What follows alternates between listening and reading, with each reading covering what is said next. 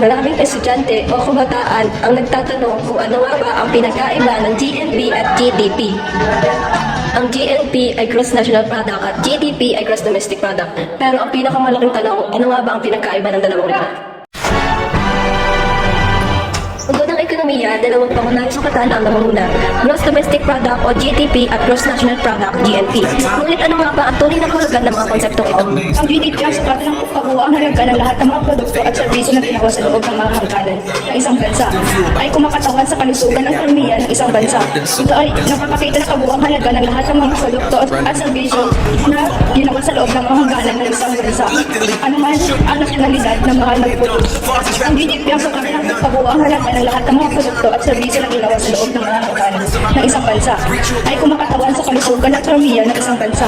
Ito ay nagpapakita ng kabuuang halaga ng lahat ng mga produkto at serbisyo na ginawa sa loob ng mga hangganan ng isang bansa. Ano man ang nasyonalidad ng mga nagpulos. 1 billion, zillion, trillion, billion, quadrillion times later.